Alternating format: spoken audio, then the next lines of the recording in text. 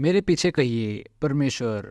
परमेश्वर अस्तित्व में नहीं है, वह खुद ही अस्तित्व है। परमेश्वर अनंत काल में नहीं रहता, वह खुद ही अनंत काल है। पवित्र आत्मा की शक्ति से अनंत काल एक बीज में बदल गया। अगर पवित्र आत्मा अनंत काल को एक बीज में बदल कर एक स्त्री के गर्भ में बीज रख सकता है, तो इस बात पर विचार करें कि वह तुम्हारे साथ क्या कुछ न करेगा। अगर पवित्र आत्मा परमेश्वर को एक व्यक्ति में बदल सकता है और उसके बीज को रख सकता है, एक बीज को, एक कीमती बीज को मनुष्य कहा जाता है। सिर्फ और सिर्फ पवित्र आत्मा के कारण बाइबल कहती है, और वह वस्तु जो मुझ में है वह पवित्र वस्तु परमेश्वर का पुत्र है। पवित्र आत्मा इन सभी का जनक है। जैसे कि कहा जाता है कि पवित्र आत्मा की संतान है वो। मत्ती अध्याय वचन 1:18 में लिखा है, वह आत्मा के द्वारा गर्भवती हुई। इसलिए पवित्र आत्मा ने परमेश्वर को एक बीज में बदल दिया। जरा इस बात पर विचार करें कि पवित्र आत्मा इतना शक्तिशाली है कि एक परमेश्वर को एक बीज में बदल सकता है। वह तुम्हारे साथ क्या कुछ ना करेगा अगर आप उसे अपना जीवन दोगे। वह सर्वशक्तिमान परमेश्वर को लेकर उसे एक बीज में बदल देता है। यह बहुत ही चौंकाने वाली बात है, क्योंकि यीशु पूरा संसार है। वह परमेश्वर की पूर्ण प्रकाशना है। दूसरी बात जो हम परमेश्वर के जीवन में देखते हैं, न केवल वह पवित्र आत्मा द्वारा गर्भ में आया, वह पवित्र आत्मा के बिना एक व्यक्ति कभी नहीं बन सकता था। दूसरी बात बाइबल कहती है कि वह एक अभिषिक्त किया गया था पवित्र आत्मा के द्वारा। आप यह बात जानते हैं, यह बहुत ही शानदार है। मेरे पास अभी यह बताने का समय नहीं है, लेकिन मैं कहना चाहूँगा कि केवल पापी लोग अभिषिक्त किए जाएंगे।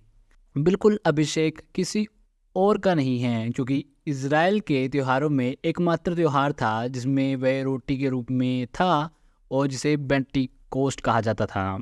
उनके पास खमीर के साथ रोटी होती थी, जिसका अर्थ है पाप। इसलिए पवित्र आत्मा ने केवल पापियों की घोषणा की। इसलिए जब यीशु का बपतिस्मा हुआ, बपतिस्मे का क्या मतलब है? बपतिस्मे का मतलब है पापियों के साथ पहचान। बपतिस्मा केवल पापियों के लिए है। यीशु के बपतिस्मे में यीशु कहता है, मैंने पापी आदमी से पहचान की। इसलिए यूहन्ना बपतिस्मा देने वाले ने कहा कि आपको बपतिस्मा लेने की जरूरत नहीं है, मुझे बपतिस्मा लेने की जरूरत है, क्योंकि मैं पापी हूँ। और यीशु ने कहा नहीं, परमेश्वर ने कहा कि हमें धार्मिकता के अर्थ को पूरा करना है, ताकि मेरी पहचान एक पापी आदमी के साथ हो। असल में वह पापी आदमी नहीं था।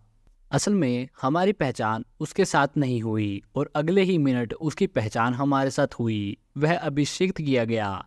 क्या आपको वो मिल गया? और दूसरी ओर पवित्र आत्मा ने कहा, और यहाँ वो अभिषेक किया गया। चमत्कार शुरू होने के लिए वो अभिषेक किया गया। इसलिए अभिषेक पवित्र आत्मा के बिना नहीं आता। अब सुनो, चमत्कार इस मिनिस्ट्री में शुरू हुए पवित्र आत्मा के कारण। बिना पवित्र आत्मा के कोई चमत्कार नहीं हो सकता। यह सब जानने के बाद वो ले जाया गया। वह घटना हम पढ़ते हैं लूका उसके 3 और 4 में। ले जाने का मतलब होता है कि इस वक्त बहुत ज़रूरी होता है।